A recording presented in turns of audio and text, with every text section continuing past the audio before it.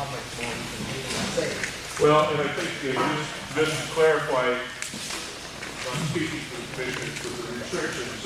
One of the questions here is I would like to ask each one of the commissioners, are they for or against the tip to pier project? And I've been advised by the commissioners that they're not legally allowed to answer that question. When you're running for office, you can state position when you're running for office. So my position hasn't changed.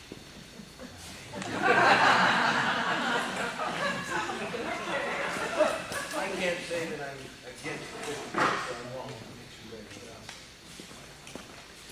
I also can't in Not only did I campaign in opposition to the pit to pier, but shortly after I was elected, I made a mistake of repeating that to a reporter and was roundly chastised. As an aside, we are very strictly governed by the RCW's, the Revised Code of Washington. It's interesting, we don't have a state law. We have a revised code, and it's constantly being revised. So anyone who becomes a county commissioner or a state or a county employee finds themselves governed by hundreds of laws. And that is why we have a member of the prosecuting attorney staff that we consult with, and when we're wise, we listen to that person. Just to add that, we're elected and we take an oath to obey the law.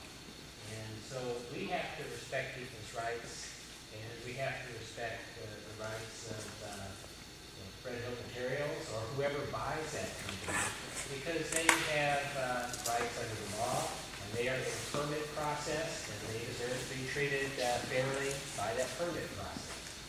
And so we have to apply all those laws equally, and so it really doesn't matter. And then that's very frustrating for a lot of citizens who would like for it to matter, but it really doesn't matter what we think personally on this issue. We have to treat them fairly and represent them fairly. And so I'd ask for people to understand that, because we really don't have much choice except to obey the law, or if we don't obey the law, then it's up to the consequences.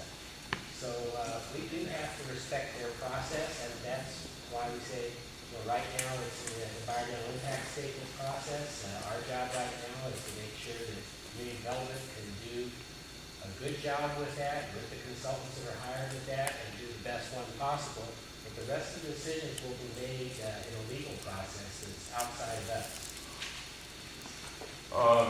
We're at 5 minutes to 8. We've got a little over an hour, and I think we're going pretty good in time and still have some time left over at the end to voice any other questions. I'm just going to go left to right here for a while.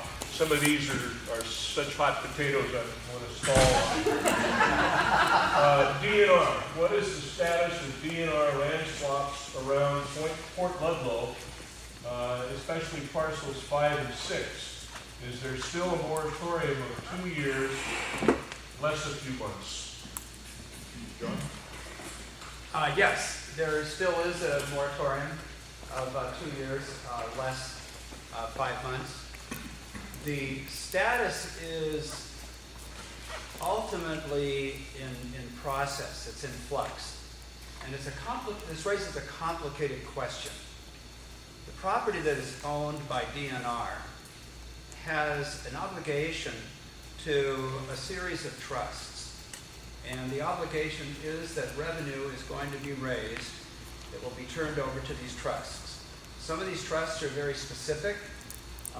There's a university trust that goes to the University of Washington, and then there's one that goes to Washington State University.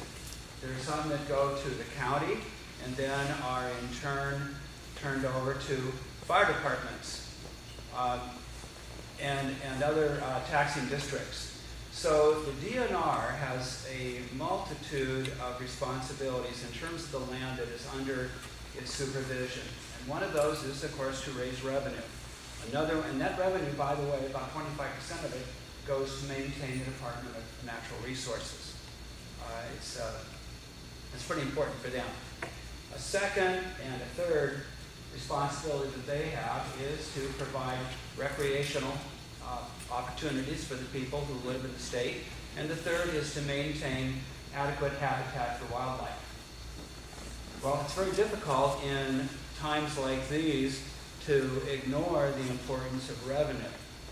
So the Department of Natural Resources looks at these properties and they ask themselves the question, what is the most effective way and cost-effective way that we can manage this property?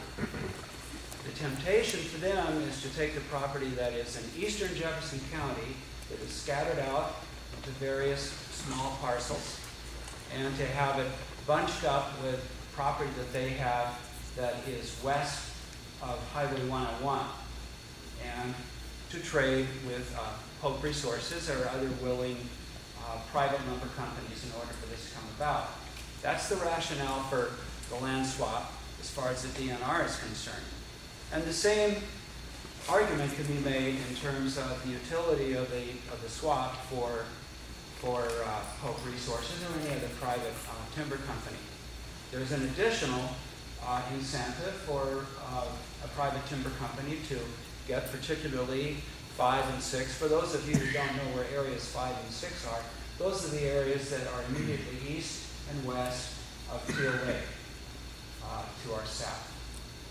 The advantage for a private timber company then is under some administrations, they would be able to see that that property is then developed. And instead of growing trees, they could grow houses. Now, many people who live in this area, not all, would like to see this land stay as trees instead of being converted to houses. And because of that, listening to that,